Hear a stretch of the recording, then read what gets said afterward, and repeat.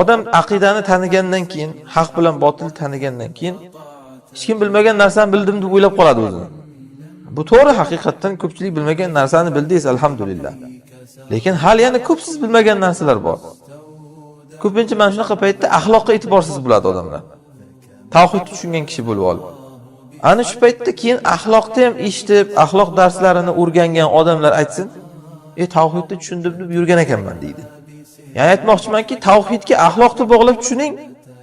Bilasiz, avval saroy mulklarni eshitib, tavhid nimaligini tushunmay yurib, keyin tavhidni tushunganingizda, ahmoq bo'lib yurgan ekanman deganingizdek, xuddiki shunday deyapman. Tavhidni tushunganingizdan keyin ham, axloq ilmlarini eshitganingizdan keyin ham bilasizki, tavhidni tushundim deb, lekin axloqni o'rganmay yurgan ekanman men deb o'zingizni o'zingiz e'tirof etasiz. غيرك صانعا صانعا فكذا بسرك لا محالة ولا تستوي الحسنة ولا السيئة ادفع بالتي هي أحسن فإذا الذي بينك وبينه عداوة كأنه ولي حميم. yaxshilik bilan va yomonlik hech qachon teng bo'lmaydi. Ya'ni bu ikki uslubning natijasi bir xil bo'lmaydi. Yomonlik bilan yomonlikka javob qaytarish bu yomonlik degani. Hech qachon bu yomonlikka yaxshilik bilan javob qaytarishga teng bo'lmaydi, deyapti Alloh. Siz eng go'zal yo'l bilan daf qiling yomonlikni. Qarabsizki, siz bilan o'rtasida adovat bor inson sizga qalin do'stga aylanib qoladi. Mana bu inson dushmanlar bilan siyosat. Umar roziyallohu anhu aytganlar: "Ma aqabta man asalloha fik bimitli an tuti Alloha fi." Siz agar siz haqingizda birov sizga tajovuz qilib Allohga osilik qilsa, unga eng yaxshi bergan jazoingiz uning haqida endi Allohga itoat qilishingiz. Ya'ni u ahmoqlik qilsa ahmoqlik qilmaysiz. Johillik qilsa johillik qilmaysiz. Zulm qilsa zulm qilmaysiz. U sizning haqingizda Allohga itoatsizlik qilgan bo'lsa ham, siz uni haqida Allohga itoat qilasiz. Ana shu siz unga bergan eng katta jazo. Chunki endi sizning tarafingizda Alloh, uni ziddiga yoki eng kamida sukut qilasiz ahmoq odamga. Ali roziyallohu anhu aytganlaridek: "Ma uqibal ahmaqu bimithli sukuti anhu." Ahmoq odam unga sukut qilishchalik unga berilgan jazo yo'q. Bu eng kami. Agar fazilatliroq inson bo'laman desangiz, nafaqat sukut qilasiz, balki unga yaxshilik qilasiz.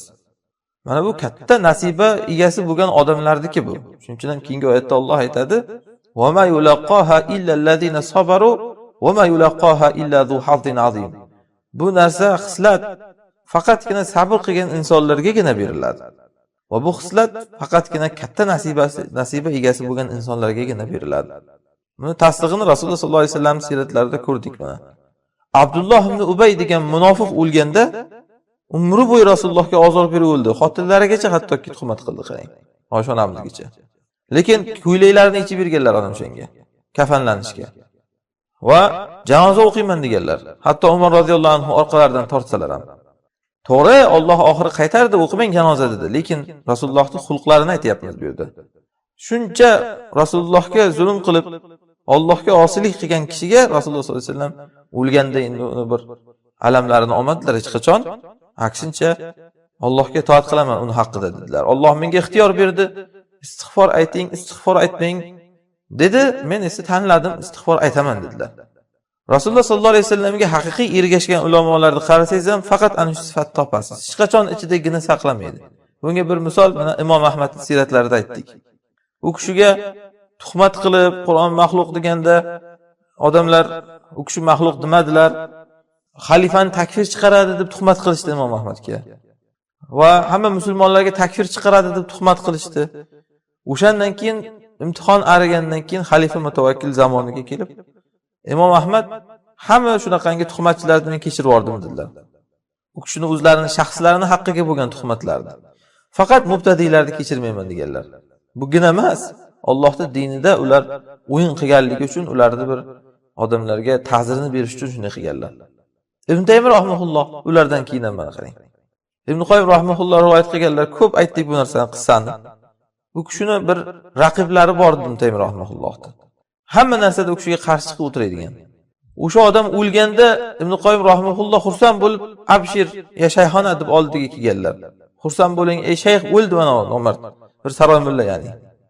Ibn Qoyyim rahimahulloh shunda ajablanib, bir odamning o'lganligiga menga xursand bo'l deysanmi deb borib uni oilasiga ta'ziya bildirib, nimaiki ehtiyojinglar bo'lsa mendan so'ranglar deb kelganlar. Aslida eng qulay fursatki hozir bu ustidan kulishga. Lekin o'shanaqa qilmaganlar. Olim haqiqiy ana shunaqa bo'ladi. Bu 6-sifat deyapmiz mana da'vatchilarda topilinishi kerak bo'lgan. Kimda topilmasa bu hech qachon Qur'on sunnatda kelgan ulamolar degan madhni o'ziga nisbat berishiga haqqi yo'q bu odam. Shuning uchun ham Hasan Basri rahimahulloh aytadilar: "La yasluhu lis-sadri illa wasi'us sadr." Davrani to'rida o'tirishga ko'ksi keng odamlargina yaraydi.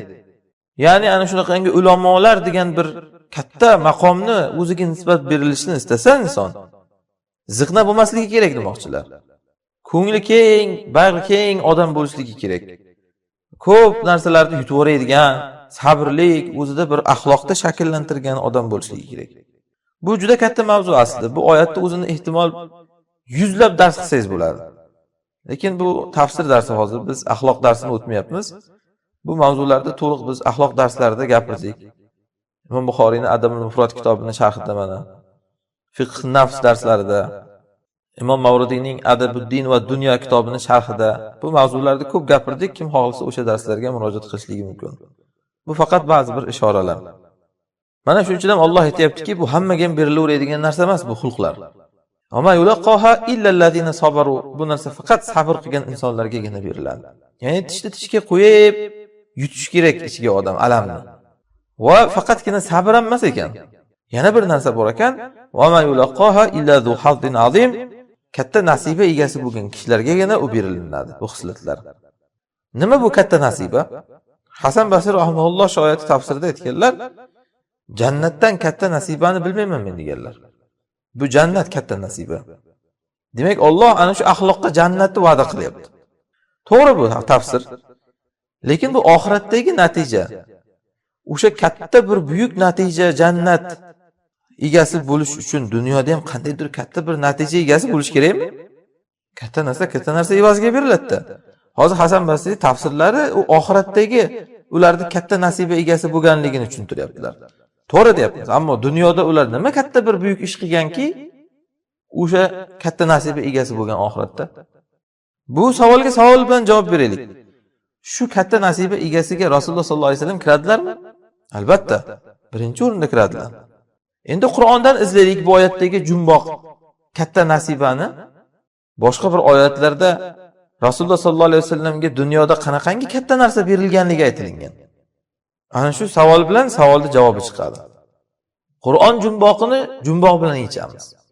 Ya'ni bu jumboqki Fussilat surasining 35-oyatidagi zu hazzin azim, buyuk nasiba degandagi nasiba jumboq bu. Qanaqa nasiba bu? Nima u? Buyuklik bilan sifatlayapti Alloh. Rasululloh sollallohu alayhi vasallam ana shu sifat bor edi kishida. Qur'onni izlaylik deyapman. Nima bilan Rasululloh sollallohu alayhi vasallamni Alloh buyuk deb sifatlagan? İzlesak Qalam surasidan buni javobini topamiz. Va innaka la'ala xuluqin azim degan Alloh Rasuli sollallohu alayhi vasallamga. Azimlik, ya'ni buyuklik bilan Rasulini xulqida sifatlagan, siz albatta buyuk xulq ustidasiz degan. Hozir bu nima deyapti? 35-Fussilat surasining oyatida katta nasiba egasi deyapti. Buyuk nasiba egasi. Demak, buyuklik bilan buyuklik to'g'ri keldimi? Oxiratdagi buyuklik katta nasiba egasi jannatiy bo'lish dunyodagi buyuklikka bog'langan ekan. U ki nima ekan? Xulqi buyuklik. Alloh Rasuli sollallohu alayhi vasallamni sifatlagandek, boshqa narsa bilan buyuk deb sifatlamadi Alloh Rasulini. Xulqi bilan buyuk dedi. Ikkinchidan, Fussilat surasining mana shu oyatlarining mavzusi ham hozir aslida o'zi axloq haqida ketyapti, to'g'rimi? Mana yomon odamni chiroyli muomala bilan daf qilib yuborish axloq bu. Sabr. Demak, ana shu Fussilat surasidagi jumboqni Qalam surasidagi oyat bilan yechdik mana. Natija nima bo'ladi? Va ma yulaqaha illa zu hazzin azim degani bu xislat faqat katta nasiba egalariga beriladi, buyuk nasiba egalariga beriladi degani bu xislatlar faqat buyuk axloq egalariga beriladi degani. Axloq sizlarga tegishli emas bu gaplar. Mahrum ular bundan. Demak, oxiratda buyuk nasiba u jannat va o'shanga olib boradigan dunyodagi buyuk nasiba esa axloq. Buni yanada ochiq qilib beradigan bitta hadis Rasululloh sollallohu alayhi vasallam aytganlar: "Innar rajul la yablughu bil husnil xuluq darajata soimil qoim." Bir kishi husnul xulq bilan kunduzlari ro'zador, kechqurunlari qiyomul layl qilgan odam darajasiga yetadi deganlar. Mana bu buyuk natija, jannatga olib boradigan buyuk xislat, bu dunyodagi buyuk xulqlar. Buning ichiga har xil xulqlar kirib ketadi. Sabr, bag'rikenglik, bosiqlik, halimlik va hokazo. Mana shu darajada xulqning ahamiyati bo'lganligi uchun arablar qadimda bir maqolda aytishadi: "Innamal umamul axlaqu ma baqiyat fa inhum zahabat axlaquhum zahabu." Millatlar axloqlardan iborat. Modomiki axloqlar bor ekan, millat bor. Agar millatlarda axloqi ketsa, u millatlar ham ketibdi deyishgan.